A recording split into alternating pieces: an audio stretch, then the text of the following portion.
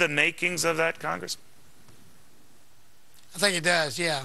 I believe that, you know, the president's been blaming what happened in the last 6 months of the Bush administration for his entire administration. Looks like he's got the same kind of problem coming his way.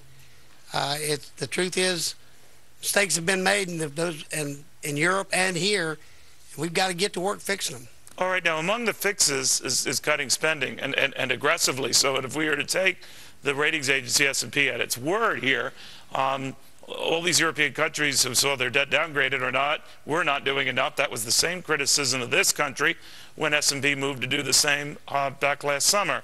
So then what? Well, then we should be doing that. And quite honestly, the will hasn't been there, but it should be. But do you think the only thing we're going to read, though, Congressman, is a massive sell-off, right? Is that the only thing that's going to get that kind of response, or will it be ignored as well? I don't think a massive sell-off will not be ignored. I think that it will jar everybody from Wall Street to Main Street, and on Main Street, it'll change the tenure in the country, and hopefully we'll get to where we should be, which is cut back on the spending and start taking care of our debt. You know, normally these agencies, as you know, Congressman, talk about debt as a percentage of GDP, and our overall debt now is equal to our GDP. In other words, whatever we owe matches whatever we make. So we're in bad shape. That's worse than a lot of these countries, by the way, we're rifling through.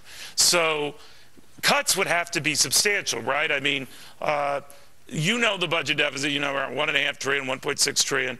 How much would have to be cut, do you think, in just the first year of a new administration, or this one, if it's reelected? The number would be huge. I couldn't guess the number, but it would have to be huge. And these imaginary cuts, which have always bothered me, where the projection down the road cuts are not what we need to do. We need to start letting people feel the pain. It's the world we've got to live in. If we don't, the real pain is coming, and when it comes, it's going to be the end of the American system as we know it. All right, Congressman. Maybe someone will listen to that, Republican and Democrat alike. Thank you, sir. Well, even before the news broke over there, Bank of America with